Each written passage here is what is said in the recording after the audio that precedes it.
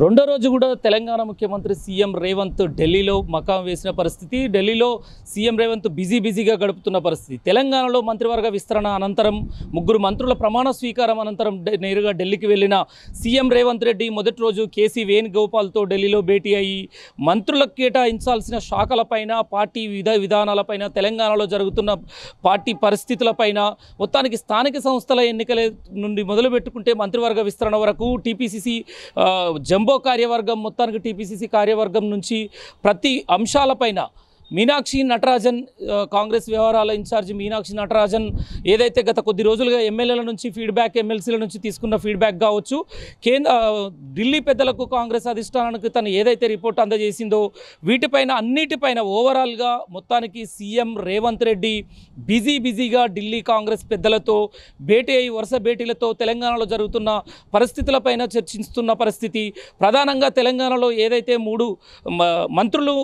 ప్రమాణ స్వీకరణ అనంతరం ముగ్గురికి కేటాయించే శాఖలపైన, పోర్ట్ఫోలియో పైన ప్రధానంగా చర్చించే అవకాశం ఉంది. ఈ ముగ్గురికి ఎలాంటి శాఖల్ని కేటాయించాలి, ఇప్పటికీ ఉన్న క్యాబినెట్లో ఉన్న మంత్రులకు ఇప్పటికే 13 మంది, ఈ ముగ్గురితో కలుపుకున్నట్లయితే 13 మంది మంత్రులకు, మిగతా ఏదైతే 12 మంది ఉన్నారో ఆ 11 మందికి, వాళ్ళకు 12 మందికి ప్రధానంగా వాళ్ళు రెండు శాఖల్ని నిర్వహిస్తున్న పరిస్థితి. ఆ సమయాభావం వల్ల ఆ శాఖలను కావచ్చు, ప్రధాన శాఖలే తెలంగాణ రాష్ట్ర ముఖ్యమంత్రి రేవంత్ రెడ్డి దగ్గర విద్యాశాఖ కావచ్చు, మున్సిపల్ శాఖ కావచ్చు, హోంశాఖ కావచ్చు, న్యాయశాఖ కావచ్చు, ఇలా 10కి పైన ముఖ్యమైన శాఖలు కూడా రేవంత్ రెడ్డి దగ్గరనే ఉండడంతో మొత్తానికి ఈ శాఖల కేటాయింపు కావచ్చు, ఈ మొన్న ప్రమాణ స్వీకారం చేసిన ముగ్గురు మంత్రులకు ఎవరెవరికి ఏ శాఖలు కేటాయించాలని అధిష్టానంతో కాంగ్రెస్ పార్టీ పెద్దలతో చర్చిస్తున్న పరిస్థితి. నిన్న కేసీ వేణుగోపాల్తో ఇదే అంశం పైన మంత్రులకు ఎలాంటి శాఖలు కేటాయించాలి అన్నది వాటిపైన ప్రధానంగా చర్చించినట్టు, అలానే మంత్రివర్గ విస్తరణలో మంత్రి పదవి ఆశించిన ఎమ్మెల్యేలు ఏదైతే నిరాశతో వాళ్ళు అలకబూనారో వాళ్ళని బుజ్జగింపుల పర్వం కావచ్చు, వాళ్ళని బుజ్జగిస్తున్న తీరును బట్టి, అంటే ఆనందం ఒకవైపు, తెలంగాణలో మంత్రివర్గ విస్తరణతో ఆనందం ఒకవైపు, అలకబూలడం ఒకవైపు లాగా మారిన పరిస్థితి. ఇప్పటికే రాష్ట్ర కాంగ్రెస్ పెద్దలు టీపీసీసీ అధ్యక్షుడు మహేష్ కుమార్ గౌడ్ అలకబూలిన ఎమ్మెల్యేల దగ్గరికి వెళ్ళి వాళ్ళని నేరుగా వాళ్ళ ఇంటికి, నివాసాలకు వెళ్ళి వాళ్ళని ఓదార్చి బుజ్జగించిన పరిస్థితి. పార్టీ మిగిలిన 3 మంత్రుల శాఖల్ని కూడా మంత్రివర్గ విస్తరణలో భాగంగా కేటాయించే అంశాలపైన ప్రధానంగా చర్చించే అవకాశం ఉంది. దీనిపైన ఇప్పటికే మీనాక్షి నటరాజన్ కూడా గత కొంతకాలంగా ఎమ్మెల్యేలతో, ఎమ్మెల్సీలతో మాట్లాడి పార్టీ గ్రౌండ్ లెవెల్లో స్థానిక సంస్థల ఎన్నికలపైన కూడా ప్రధానంగా తను తీసుకున్న రిపోర్ట్లని ఇప్పటికే ఢిల్లీ పెద్దలకు అందించిన పరిస్థితి. మొత్తానికి రేవంత్ రెడ్డి గత 2 రోజులుగా, అంటే నిన్న నుంచి ఈరోజు రెండో రోజు కూడా, ఇంతకుముందే నిన్న కేసీ వేణుగోపాల్తో భేటీ అయిన అనంతరం ఈరోజు మల్లికార్జున ఖర్గే, రాహుల్ గాంధీతో కూడా భేటీ అయ్యి మంత్రివర్గ విస్తరణలో భాగంగా ఇంకా మిగిలిన 3 శాఖల్ని కూడా కేటాయిస్తే ఈ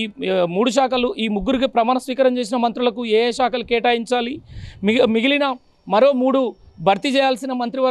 మంత్రుల స్థానాలను కూడా ఎవరికి కేటాయిస్తే బాగుంటుంది అనేది దానిపైన ప్రధానంగా చర్చించే అవకాశం ఉందనేది సమాచారం అందుతుంది. అంతేకాకుండా రాష్ట్ర వ్యాప్తంగా జరుగుతున్న పరిస్థితులు, అటు బీజేపీ కావచ్చు, ఇటు బీఆర్ఎస్ పరిస్థితులపైన కూడా రేవంత్ రెడ్డి దీనిపైనే చర్చించే అవకాశం ఉంది. అంటే ఈరోజు ఉదయం మాత్రం కర్ణాటకకు చెందిన సిద్ధరామయ్య, కర్ణాటకకు చెందిన ముఖ్యమంత్రి, అక్కడ కర్ణాటకకు చెందిన మంత్రులతో అపాయింట్మెంట్ రావడంతో 11 గంటలకు, 12 గంటలకు నేరుగా వీళ్ళంతా రాహుల్ గాంధీని, మల్లికార్జున ఖర్గేని కలిసినట్టుగా తెలుస్తున్నది. తదనంతరం రేవంత్ రెడ్డి మల్లికార్జున ఖర్గేతో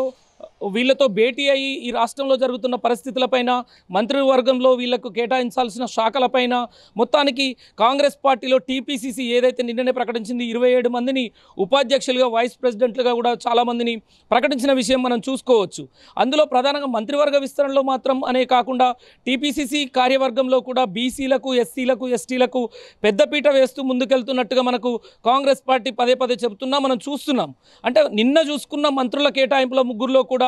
ఎస్సీ సామాజిక వర్గానికి చెందిన వారికి, బీసీ సామాజిక వర్గానికి చెందిన వారికి మాత్రమే శాఖ కేటాయించిన మంత్రులుగా ప్రమాణ స్వీకారం చేసిన పరిస్థితి చూసాము. ఇంకా భర్తీ చేయాల్సిన 3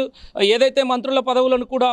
ఖచ్చితంగా వాటిని కూడా ఎస్సీ, బీసీ సామాజిక వర్గాలతోనే నింపాలని చెప్పేసి రాహుల్ గాంధీ స్వయంగా కాంగ్రెస్ పార్టీ ఆది నాయకత్వం సోనియా గాంధీ, రాహుల్ గాంధీ, మల్లికార్జున ఖర్గే అభిప్రాయపడుతున్నట్టుగా సమాచారం తెలుస్తుంది. రెడ్డి సామాజిక వర్గానికి చెందిన నాయకులను ఇంతటితో ఆపేసి బీసీ సామాజిక వర్గం, అంటే కాంగ్రెస్ మనం గత కొద్ది రోజులుగా చూసుకోవచ్చు తెలంగాణలో బీసీ డిక్లరేషన్ కావచ్చు, ఎస్సీ ఎస్టీల పైన, ఎస్సీల రిజర్వేషన్ పైన కావచ్చు, మొత్తానికి తెలంగాణలో